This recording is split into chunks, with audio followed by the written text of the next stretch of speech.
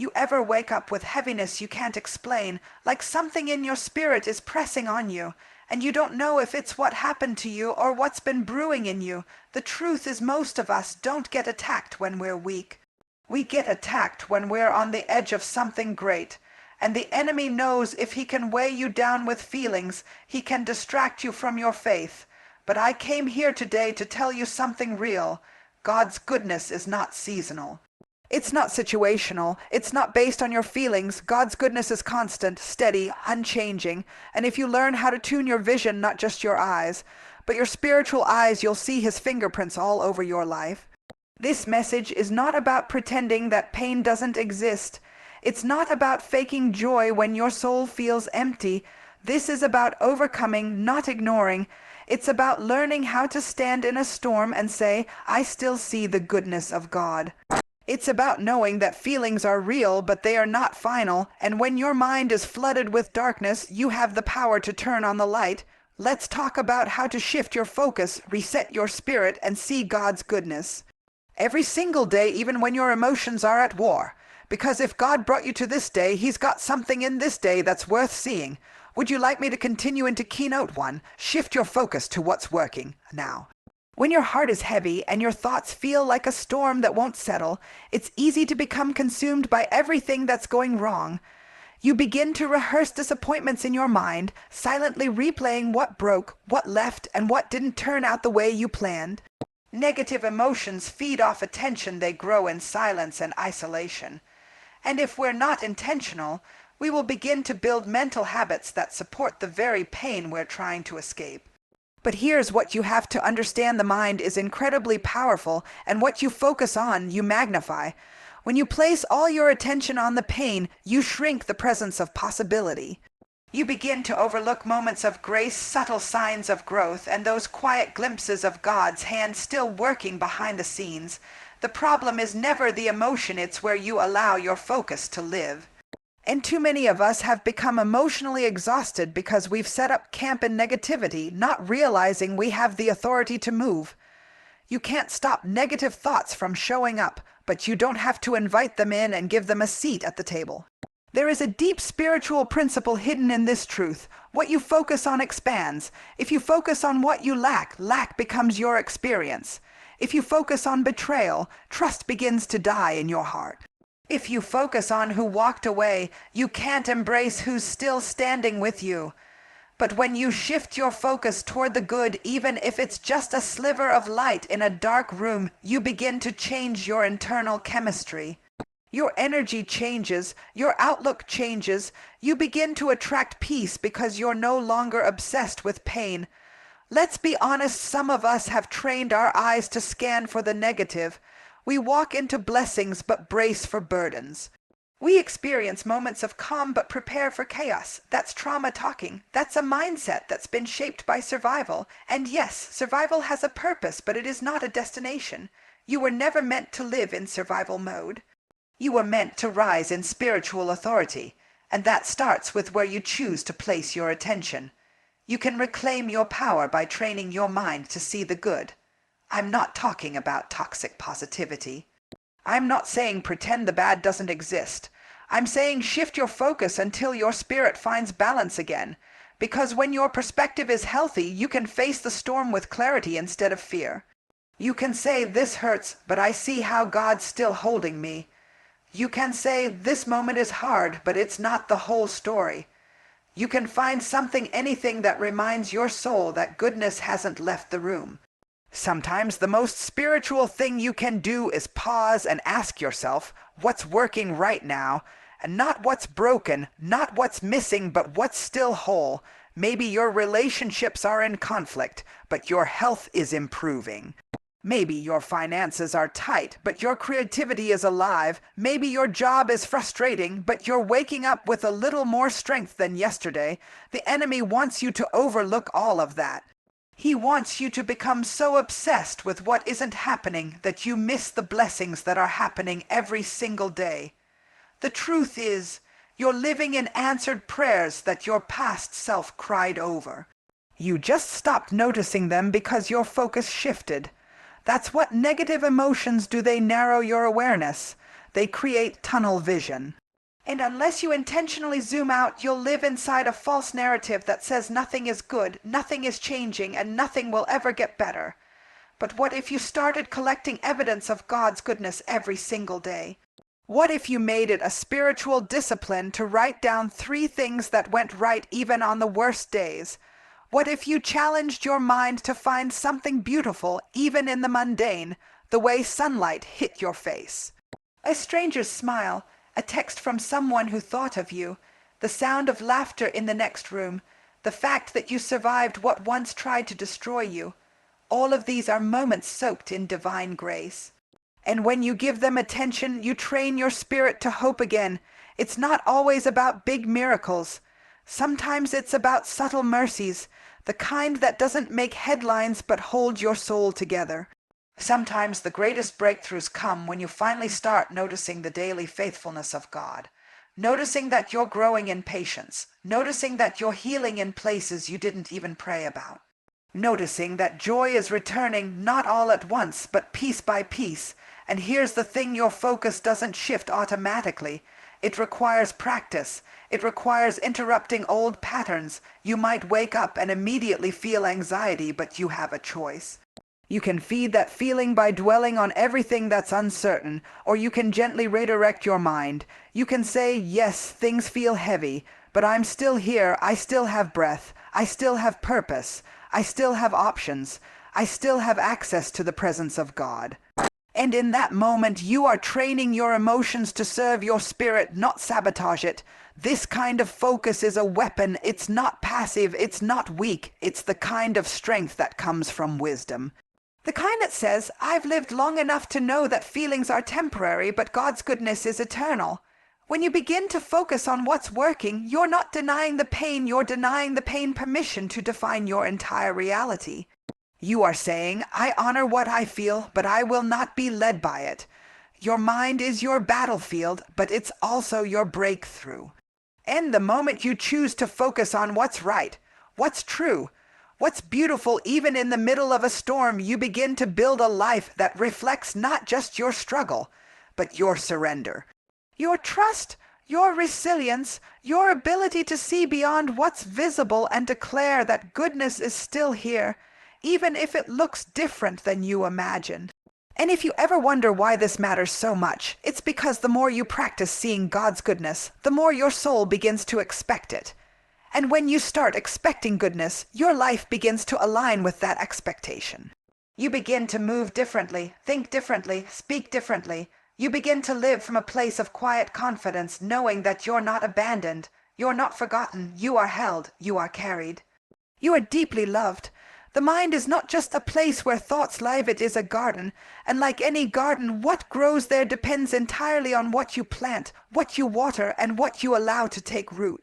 Many of us are walking around with overgrown mental landscapes, full of weeds we didn't intend to plant, thoughts of insecurity, doubt, fear, bitterness. They didn't show up overnight. They grew because they were allowed to linger. They stayed because we gave them our attention. We didn't realize that every thought we entertained was a seed, and the more we thought it, the deeper it buried itself into the soil of our identity. We have to understand that the mind will grow something whether we're intentional or not.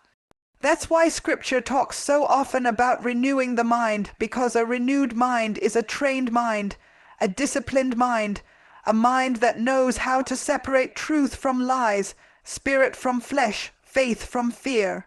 And yet, how often do we let anything and everything grow without question? We take in thoughts from what we hear, what we see, what people say, what we imagine, and we never stop to ask, does this belong here? Does this align with who God says I am? Is this seed going to bear fruit, or is it going to choke out my peace? The tragedy is that many of us have become passive gardeners. We don't realize how much authority we actually have. We think the condition of our mind is automatic, as if we're just at the mercy of whatever thoughts show up that day. But just like you wouldn't let someone come into your home and trash it, you don't have to let thoughts trash your mental space either. The mind will reflect whatever you allow to stay in it. And if you let enough negativity hang around long enough, It won't just stay in your thoughts, it'll begin to shape your emotions, your decisions, your relationships, and ultimately your future. It's time to get honest. Some of us are suffering not because life is unbearable, but because our thinking is unhealed. We are constantly watering thoughts that God never planted in us.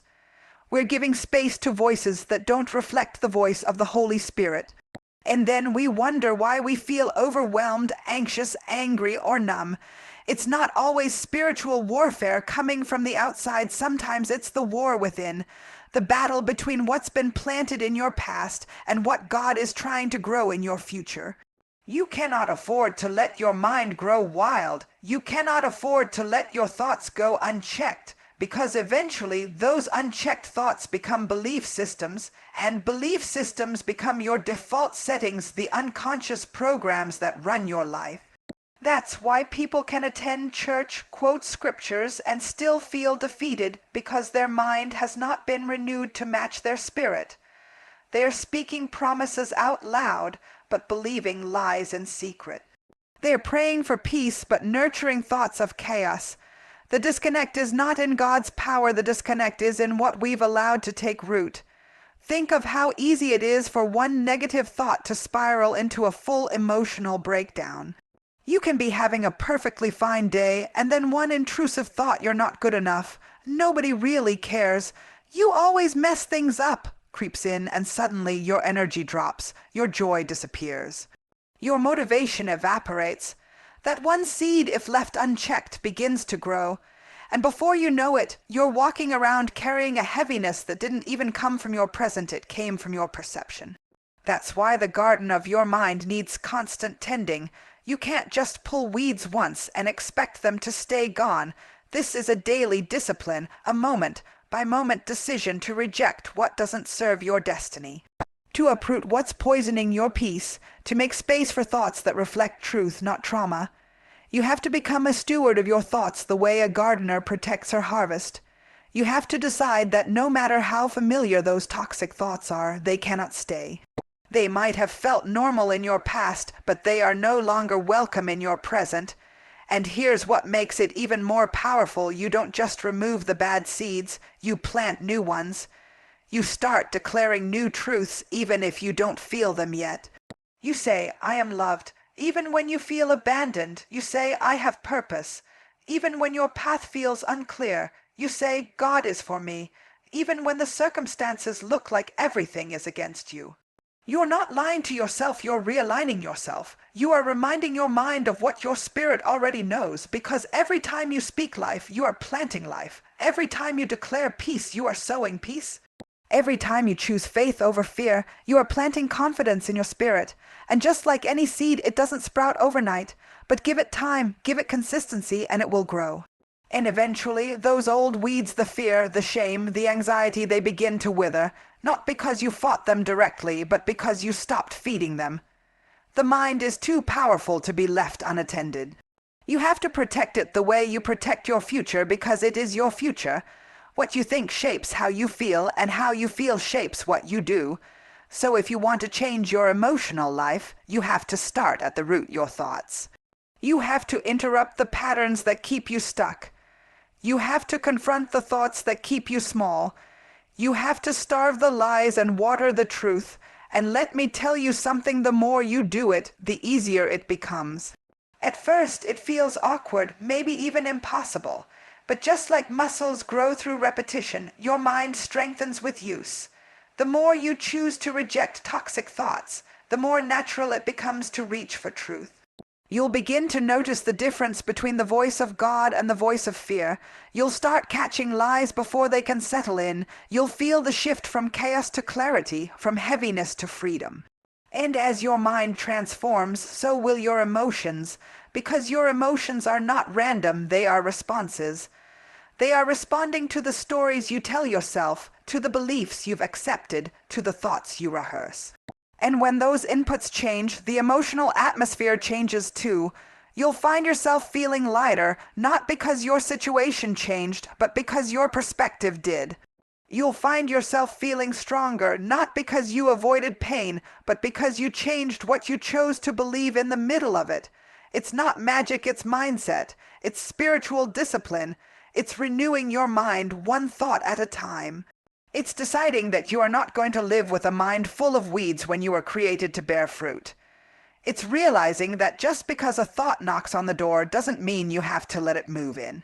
There is power in your words, not the kind of shallow, surface-level power that simply inspires people for a moment and fades away. No, this is soul, deep atmosphere, shifting destiny, aligning power. The kind of power that can stir heaven and silence hell. The kind of power that doesn't just describe reality, it creates it. Because the words you speak aren't just sounds, they're seeds. They are carriers of energy, intention, and belief. And when you understand that, you begin to speak differently. You begin to speak intentionally. You begin to speak with spiritual authority, not emotional reaction. So many people walk through life narrating their pain. They rehearse it. They speak it into every room they enter.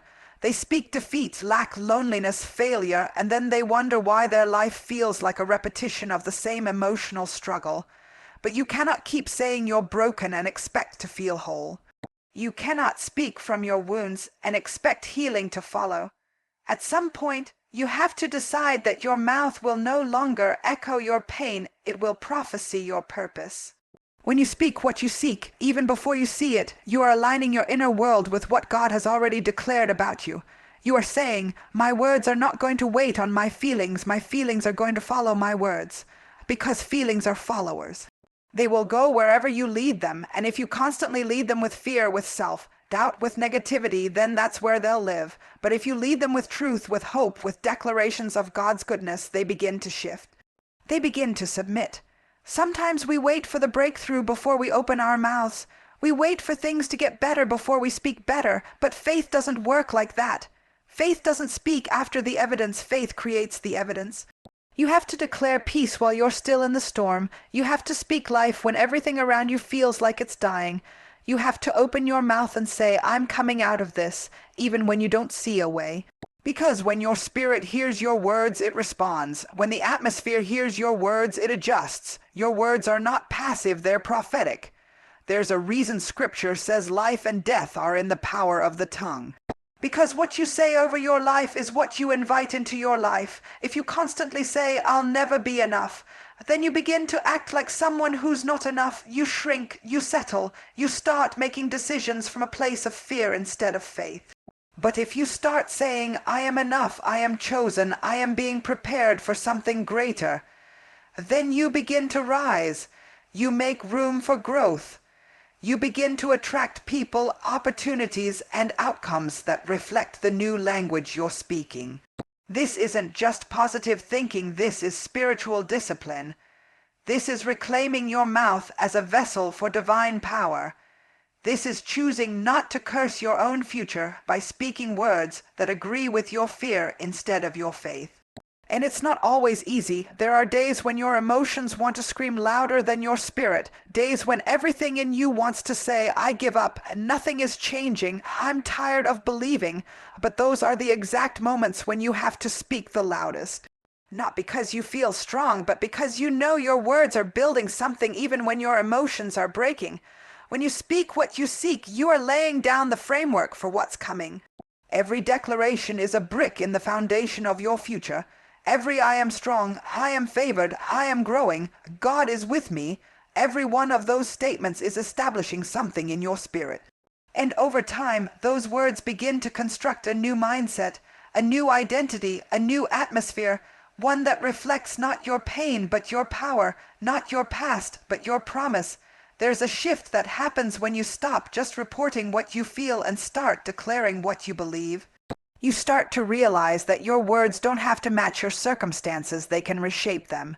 You start to catch yourself when you're about to say something self-defeating and instead say something faith-filled. You start to understand that even if your situation hasn't changed yet, your spirit can still rise above it.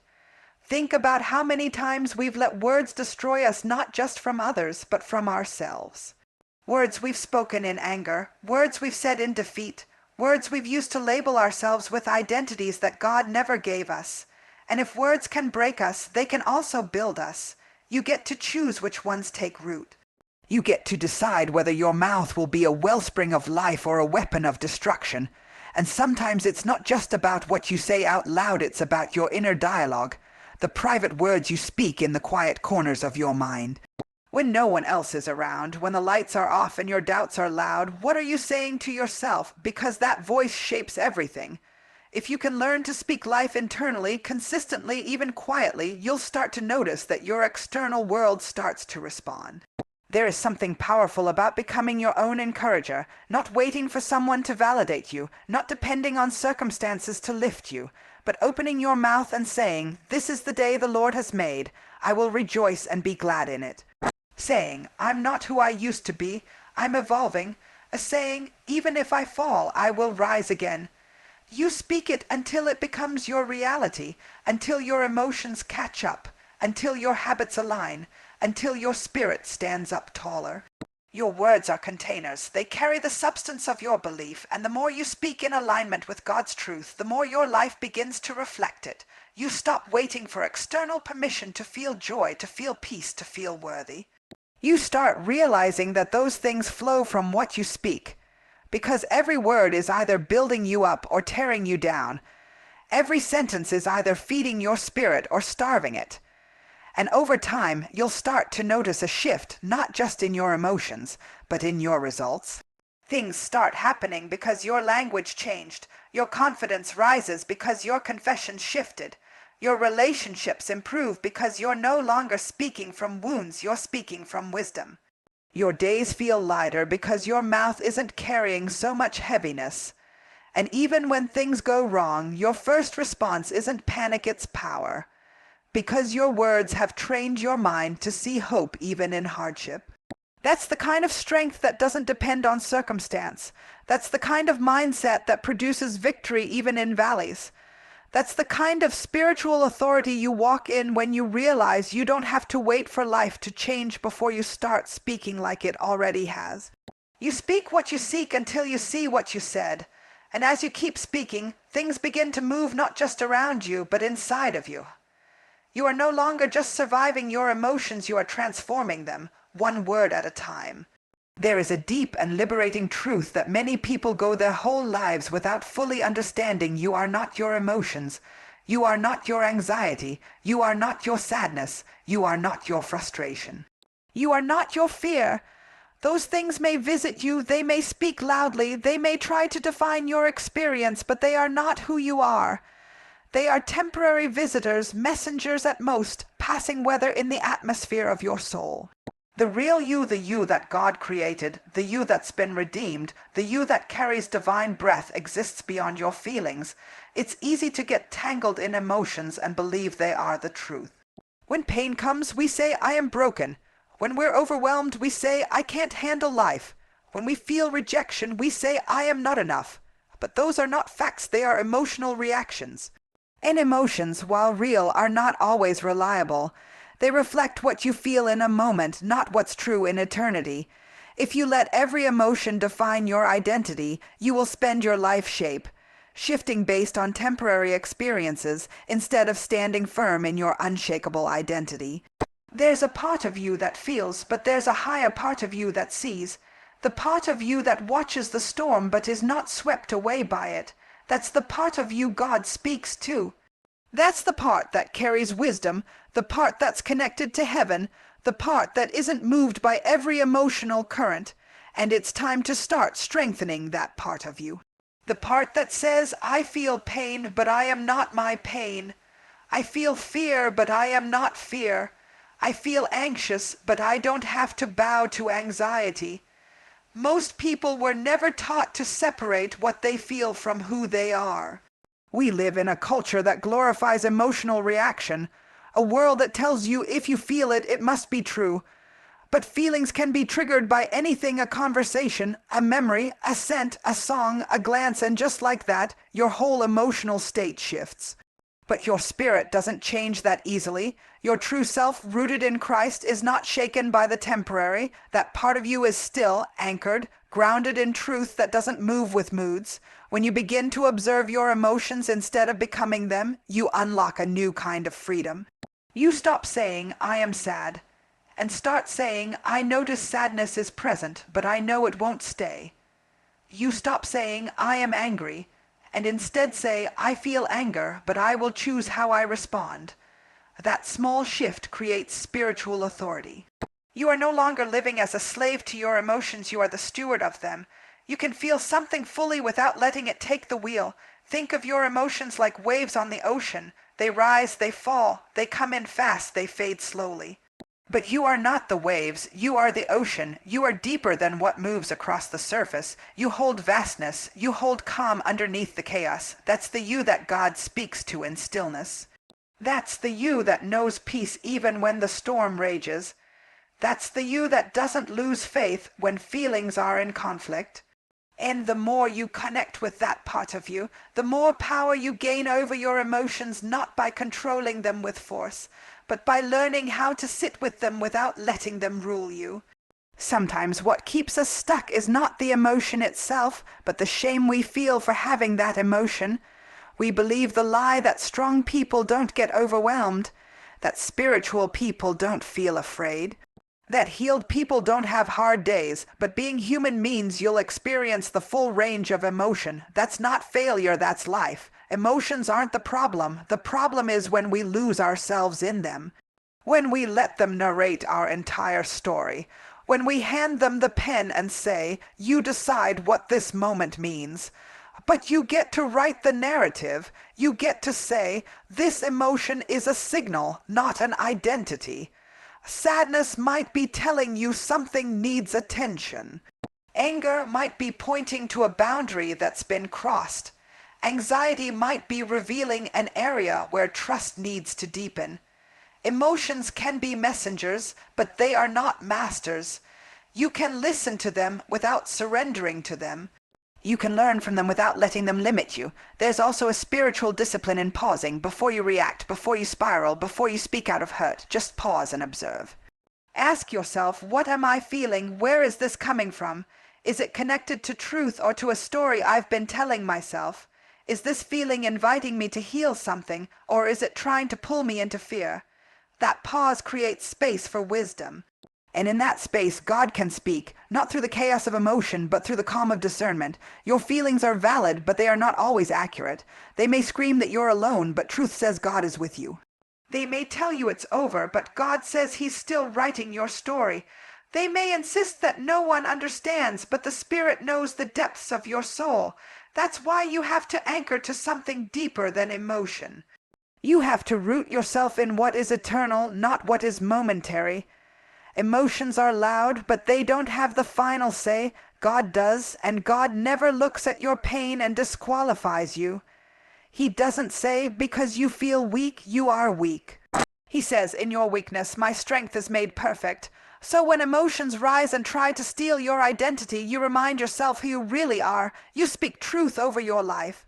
You tell your soul, I may feel shaken, but I am not moved. I may feel low, but I am not lost. I may feel afraid, but I still choose faith. There is power in that choice, the choice to respond with truth instead of react with emotion. The choice to let the Spirit lead instead of letting fear dominate. The choice to take back your peace even if your feelings haven't caught up yet. And with each choice, you build spiritual maturity. You become more rooted, more steady, more aware of the fact that while your emotions may rise and fall, your identity in God remains unchanged. You are the watcher, not the waves. You are the soil, not the storm. You are the one God breathed life into, not the fear that whispers lies to your heart. The next time emotions try to pull you under, take a breath. Remind yourself, I am not what I feel. I am what God says I am. That's the anchor. That's the difference. That's the strength that allows you to feel deeply but still stand firmly. Because your identity is not in the storm, it's in the stillness that remains when the storm passes. Sometimes, the greatest displays of God's goodness are not found in the dramatic, the miraculous, or the public. They're not in the loud moments where the sky parts and blessings fall down visibly. No, often the truest signs of His presence are tucked into the ordinary. They live in the quiet spaces, in the overlooked moments, in the places where no one's watching and no one's clapping. And unless you train your spirit to pay attention, you'll miss them not because they weren't there, but because you weren't looking with the right eyes. There's a reason Jesus often taught in parables, because the kingdom of God isn't always obvious. It's hidden, layered, and revealed only to those willing to see with more than just natural eyes. And the same applies when it comes to recognizing His goodness in daily life. If you're waiting for something big, shiny, or supernatural to prove that God is with you, you'll miss the dozens of small miracles already unfolding all around you.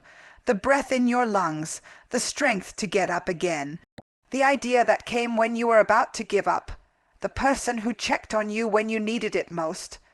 These are not coincidences, they're confirmations. But seeing like this doesn't come naturally. It has to be cultivated. You have to train yourself to see goodness the same way you trained yourself often unknowingly to scan for problems. Many people live their lives constantly on alert for what might go wrong. So when something does go right, they either ignore it or downplay it. The lens they look through has been colored by disappointment, so they miss the beauty of what's still working, and that's not just sad, it's dangerous. Because you begin to internalize a narrative that life is always hard, always lacking, always heavy, when in reality, there's still so much to celebrate if you just slow down and see it. Looking for God's goodness isn't about pretending pain doesn't exist. It's about choosing to believe that pain doesn't cancel goodness, that both can coexist, that even in your lowest moments, there are still signs that God has not abandoned you. And when you become someone who looks for those signs, you become someone who lives from a place of deep-rooted hope. You begin to notice how the light still shows up through the cracks. You begin to see the way healing happens gradually, not in one sweeping miracle, but in the tiny, faithful acts of grace that meet you each day. There's healing in learning to spot the small wins. Maybe you didn't get the promotion, but you didn't lose your peace. Maybe the relationship didn't work out, but you learned how to love yourself better. Maybe your body is still battling sickness, but your spirit is stronger than it was last year. These are not minor things, they are evidence that growth is happening, that God is still at work, that your story is still being written. But if you never pause to notice, you'll live like God is distant when He's actually closer than your next breath. And here's the truth, the more you practice seeing, the more you'll start seeing. Gratitude sharpens your vision. It quiets the noise of complaint and tunes your heart to the frequency of joy. Not a fake, manufactured joy, but a joy that comes from realizing that even though life isn't perfect, God is still good. Even though things haven't all come together, you are not falling apart. That kind of joy sustains you, it grounds you. It becomes a shield against the heaviness of life, because it reminds you that goodness doesn't need to be loud to be real. Sometimes the smallest moments are the ones that shift everything inside of you. The unexpected laughter during a hard day, the sun breaking through the clouds at just the right time, the whisper from the Holy Spirit reminding you that you're not alone. These moments don't fix everything, but they realign you. They bring you back to center. They remind you that even if you're still in the waiting, there is beauty to be found in the waiting. We often think of goodness as something that arrives after the struggle. We imagine it like a reward for surviving the pain. But what if goodness is also woven into the struggle itself? What if it's not just at the end of the tunnel, but glimmering faintly on the tunnel walls as you pass through? What if the strength to keep going, the clarity you gain in the confusion, the depth of compassion you develop, what if that is goodness too? Seeing God's goodness every day requires intentionality. It requires slowing down enough to reflect, to ask yourself, where did I feel His presence today? What worked out better than I expected? What conversation brought life back into me? These aren't shallow reflections, they're spiritual practices. They realign your heart with truth and protect you from the lies that say nothing ever changes, nothing is good, nothing is worth hoping for. Hope grows where gratitude is planted, and gratitude begins with observation. You can't thank God for what you refuse to see. You can't be encouraged by what you ignore. So take inventory not just of your problems, but of your blessings. Write them down if you have to. Make it a habit. Not because life is always easy, but because life is always worth noticing. Even in pain, even in transition, even in waiting, there is still evidence that God is faithful, and the more you look for His hand, the more you'll recognize His heart. You'll begin to understand that even the things you didn't want, the detours, the delays, the disappointments, can be places where goodness was hiding. Not because they were good in themselves, but because God can bring good through them. That's what redemption looks like. That's what grace does. It takes what was meant for harm and pulls beauty out of it. It turns ashes into strength. It uses the things that tried to break you to build something unshakable inside you. You don't need a perfect life to see God's goodness. You just need a willing heart and clear vision. A heart that says, God, help me see you today, even if I'm tired, even if I'm confused, even if nothing on the outside has changed. That prayer shifts everything, because it takes your focus off the chaos and puts it on the consistency of His love. It takes your mind out of survival mode and into surrender, and that's where peace begins to grow, not from perfection, but from perception. Every day is full of invitations to notice. The question is, are you paying attention? Are you so consumed with what you don't have that you're overlooking what's right in front of you? Are you waiting for the big breakthrough and missing the daily breakthroughs already unfolding? The patience you showed, the kindness you offered, the temptation you resisted, the breath in your lungs, the beating of your heart, the fact that, despite everything, you're still here. God's goodness doesn't always shout. Sometimes it whispers, sometimes it shows up in silence, sometimes it's hidden in the mundane, but it's always there, waiting to be noticed, waiting to be received. And when you train your soul to look for it, to expect it, to recognize it, your life begins to feel different, not because your circumstances changed, but because your awareness did, because you stopped living by default and started living with divine attention, because you made a choice to see.